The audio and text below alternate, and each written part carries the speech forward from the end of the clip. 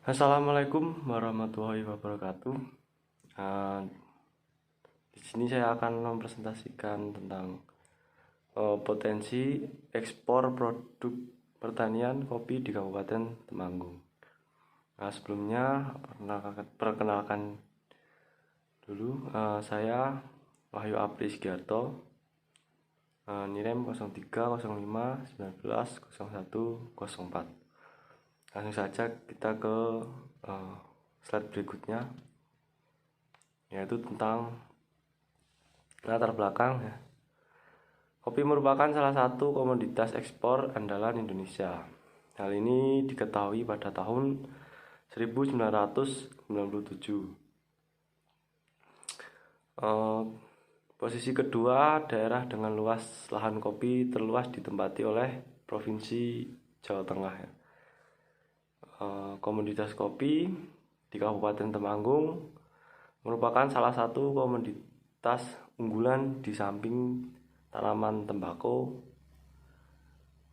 Menurut data BPS tahun 2009, produksi perkebunan rakyat terutama kopi Arabica dan kopi Robusta di Kabupaten Temanggung merupakan yang paling besar dibandingkan dengan 34 kabupaten atau kota lainnya di Provinsi Jawa Tengah, yaitu dengan hasil sebesar 5.927,78 ton atau 39,50% dari total produksi kopi di Jawa Tengah ya. Jadi tanaman kopi itu sangat berpotensi untuk ekspor. Dan di Kabupaten Temanggung merupakan penghasil kopi terbesar ya di Provinsi Jawa Tengah. Melihat potensi itu, peluang ekspor sangat besar lah bagi tanaman kopi yang ada di Kabupaten Temanggung. Lanjut, potensi sumber daya agribisnis. Kopi merupakan komoditas yang banyak digemari di Kabupaten Temanggung. Sebanyak 40% yang dikonsumsi di Jawa Tengah itu berasal dari Temanggung. Karena kopi Temanggung ini memiliki rasa yang khas. Kopi robustanya ya pahit, pekat, kuat baunya, dan rasanya lebih ngepop pokoknya, dan ada rasa gurihnya. Kemudian kopi arabikanya juga gak kalah juga dengan kopi robustanya. Dengan keunggulan tersebut, kopi robusta dan arabica Temanggung pernah mengikuti event lomba di beberapa negara seperti festival kopi di Atlanta, Amerika Serikat pada tahun 2016. Kopi Robusta juga mengikuti dan menjadi juara pada festival kopi di Prancis dan festival tingkat nasional berkali-kali juga didapatkan. Untuk akhir-akhir ini di Bandung terakhir tuh pada tahun 2018 terakhirnya. Sehingga melihat potensi-potensi yang sudah diraih, kopi Temanggung sangat layak, sangat berpotensi ya untuk diekspor ke negara-negara yang ada di dunia. Karena memiliki ciri khas yang unik, rasanya pahit pekat itu, dan pernah juga ikut-ikut event, sehingga banyak negara-negara di dunia melirik kopi Temanggung. Lanjut, program gerakan 3 kali ekspor ya, yang dilakukan Kabupaten Temanggung untuk mengikuti program Kementan. Yang pertama itu adalah meningkatkan volume ekspor. Jadi Kabupaten Temanggung lagi menyusun bagaimana caranya agar meningkatkan volume ekspor ke negara-negara yang ada di dunia, terutama di kopi Robusta ya. Selanjutnya menambah negara mitra. Kan sudah ada beberapa negara yang kita ekspor kopinya, kemudian memperluas lagi jaringan mitra negara lain. Selanjutnya mendorong pertumbuhan eksportir baru. Selain gerakan tadi juga membantu menumbuhkan eksportir baru untuk tetap memperluas jaringan ekspor. Selanjutnya menambah harga komoditas ekspor. Dan yang terakhir meningkatkan frekuensi pengiriman. Lanjut profil produk ekspor ya. Nah, informasi yang produk tanaman ini memiliki sistem akar yang dangkal. Jadi tanaman kopi itu sistem perakarannya sangat dangkal, enggak seperti tanaman kayu ya lainnya seperti kayak ya sengon atau mauni, sehingga tumbuhan pohon ini memerlukan naungan dari tanaman lain. Dan tinggi tanaman ini termasuk tanaman perdu, tingginya 10 meter. Masa perbungaan tidak teratur dan membutuhkan sekitar 10-11 bulan. Jadi tanaman kopi ini sangat ya lumayan lama lah. Dari masa bunga sampai panen itu hampir 1 tahun. Lumayan lama. Hingga menghasilkan buah kopi kan. Selanjut, ciri-ciri fisiologis tanaman kopi pada akar. Akar kopi ini masuk ke dalam kategori tumbuhan dikotil, sehingga akarnya berjenis tunggang. Akarnya tunggang, ada satu akar yang menuju ke dalam dan memiliki akar serabut untuk mencari unsur hara. Karena ini termasuk tanaman kayu ya. Selanjutnya batang kopi memiliki batang yang berluas-luas dan memiliki kuncup pada bagian cabangnya ya, jadi tanaman kopi ini memiliki batang yang berluas-luas, tidak lonjor seperti apa ya, tanaman sengon aja lah. Ini memiliki ruas-ruas. Nah, ruas-ruas ini biasanya ditumbuhi bunga untuk tempat bunga dan daun.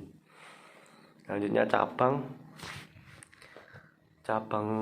kopi ini memiliki beberapa cabang ya. Yang pertama ortotrop atau cabang reproduksi. Nah, ini adalah cabang yang mendorong reproduksi tanaman kopi, jadi sangat berpotensi untuk berbunga dan berbuah. Selanjutnya adalah plagiotrop atau cabang utama. Ini adalah cabang utama yang nantinya untuk bertumpang-tumpang cabang lainnya. Selanjutnya ada cabang sekunder, cabang kipas, cabang balik. Nah, ini uniknya tanaman kopi ini memiliki cabang balik. Cabang balik ini adalah cabang yang tumbuhnya melawan arah. Jadi yang seperti cabang sekunder, cabang kipas tumbuhnya menyamping, ini malah kebalikan, jadi menuju ke cabang pangkal atau cabang utama lah. Kemudian ada cabang air. Cabang air ini adalah cabang yang kecil-kecil tumbuhnya, ini tidak begitu reproduksi ya. Kemudian lanjut ada daun tumbuhan kopi pada batang ini tumbuhnya di cabang dan ranting-ranting ya, seperti dan ruas-ruas lah. Daunnya memiliki sejajar, agak kaku, lebar kecil. Kemudian bunga kopi tumbuh pada bagian ketiak daun secara bergerombol. Jadi bunganya itu bergerombol, tidak satu-satu seperti tanaman buah lainnya, tapi bergerombol ya 10 sampai lebih lah, 10 lebih pada satu gerombolnya. Kemudian buah kopi bergerombol di sepanjang ranting dan batang. Ya, bergerombol seperti bunga ya, di ranting dan batang. Kemudian biji, pohon kopi termasuk tumbuhan dengan biji tertutup atau angiosperma. Lapisan yang menutupi antaranya ada dua. Nah, lapisan pertama atau kulit luar. Jadi lapisan kedua adalah kulit dalam. Dari tanaman kopi ini bijinya memiliki dua lapisan. Lapisan pertama yaitu yang sering kita lihat kalau sudah masak berwarna merah, memiliki daging dikit tapi nggak tebal, itu adalah lapisan pertama. Lapisan kedua seperti cangkang yang melindungi biji utama. Jadi sangat unik ya. Lanjut. Faktor-faktor penentu harga kopi Robusta Temanggung atau ya yang ada di Indonesia. Kebanyakan yang mempengaruhi faktor harga kopi ini adalah situasi dan kondisi pasar kopi dunia, sehingga harga kopi ekspor sangat tergantung oleh kondisi pasar kopi dunia. Ya, tentunya harga kopi Indonesia dipengaruhi oleh harga kopi di dunia karena sebagian besar menuju ke ekspor. Jadi kalau ekspornya harganya tinggi, kemungkinan harga kopi di Indonesia juga ikut tinggi. Dan harga tukar mata uang juga mempengaruhi harga kopi Indonesia. Lanjut. Nah, ini harga kopi Robusta ya. Perkembangan harga kopi Robusta di tingkat produsen dalam wujud biji kopi kering pada periode 2020 sampai 2022 ya, cenderung meningkat. Harga produsen pada tahun 2020 rata-rata sebesar 20.000 per kilo. Sementara di tahun 2021 mengalami penurunan menjadi 19.000 per kilonya. Harga produsen tertinggi dicapai pada tahun 2022 dengan rata-rata harga mencapai 25.000 per kilo. Jadi naik turun ya, mungkin karena kemarin faktor adanya COVID-19 sangat mempengaruhi juga ekonomi. Harga kopi juga ikut turun ya, sangat berdampak sekali karena COVID-19 ini. Kemudian lanjut pada produksi kopi Robusta. Produksi kopi Robusta adalah hasil yang dipanen dari usaha perkebunan tanpa melalui proses pengolahan lebih lanjut. Pada tahun 2021, produksi kopi Robusta di Kabupaten Temanggung, Jawa Tengah meningkat pada panen 2021 dibandingkan 2020. Dikarenakan meningkatnya ini cuaca yang sangat mendukung, sehingga pada waktu tanaman kopi berbunga itu cuacanya sangat mendukung, yaitu tidak kebanyakan air hujan dan tidak terlalu kekeringan, sehingga ketika bunga kopi mekar, ketika dia membutuhkan air, pas ada air, dan ketika dia membutuhkan panas juga tercukupi oleh panas sinar matahari, sehingga bunga tanaman kopi tidak layu atau kering dan juga tidak busuk karena kebanyakan air hujan.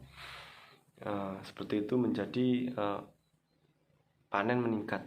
Lanjut, kegiatan SOP pada produk tanaman kopi ya. standar operasional produk. Indikasi geografis pengolahan kopi Robusta Temanggung. Pengolahan biji kopi dibedakan menjadi 3 macam, yaitu pengolahan basah giling kering, ada pengolahan kering gelondong kering, dan pengolahan kering pecah kulit.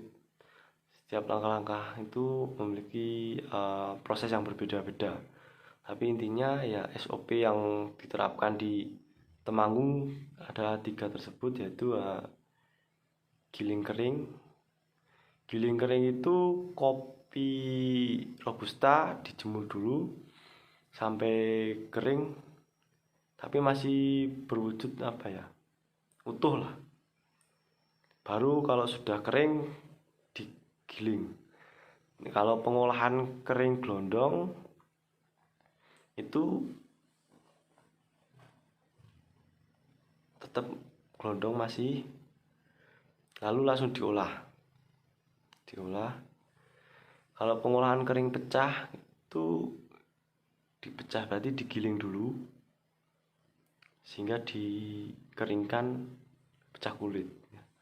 Lanjut, sertifikasi produk dan standar mutu produk ekspor. Nah, standar produk mutu ini didasarkan pada sistem cacat yang telah diadopsi secara nasional sejak tahun 1984 atau 85 ya, untuk menggantikan sistem triase, dan terakhir diperbarui dengan SNI 01 2907 pada tahun 2008 ya, maaf salah. Sertifikasi produknya itu dengan melihat sistem cacat. Karena biji kopi itu kalau masuk ke giling kering ya, kalau tidak kering bisa pecah, bisa. Nah, sertifikasinya berarti yang bagus, yang tidak pecah termasuk tersertifikasi. Lanjut, strategi pemasaran internasional, yaitu yang pertama menentukan rumus strategi pemasaran. Rumus strategi pemasaran dapat dirincikan sebagai berikut. Ada strategi produk, strategi harga, strategi distribusi. Seperti itu ya. Kemudian implementasi strategi pemasaran internasional. Yang pertama ada aktif mengikuti berbagai pelatihan, kemudian mengikuti berbagai pameran internasional, aktif mencari informasi tentang regulasi perdagangan, memiliki website untuk memberikan informasi awal kepada calon buyer. Lanjut, prosedur ekspor. Ada saluran ekspor ya, ada 3 tipe saluran ekspor ya. Yang pertama ekspor tidak langsung, ekspor bersama, dan ekspor langsung. Lanjut, prosedur kepabeanan adalah ekspor wajib memberitahukan barang yang akan diekspor ke kantor bea cukai, kemudian melengkapi dokumen pabean berupa invoice, packing list, dokumen lain yang diwajibkan. Kemudian ekspor wajib memenuhi ketentuan larangan dan atau pembatasan ekspor, menghitung besarnya biaya keluar yang dikeluarkan sendiri oleh eksportir secara self assessment.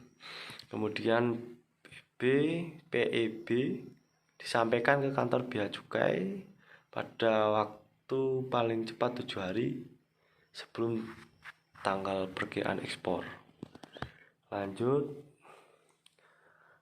atas ekspor barang curah seperti atau BJK, pengurusan PEB dapat dilakukan sendiri oleh eksportir. Kemudian pada kantor pabean yang sudah menerapkan sistem PDE atau pertukaran data elektronik, kepabean eksportir atau PPJK wajib menyampaikan PEB dengan menggunakan sistem PDE kepabeanan.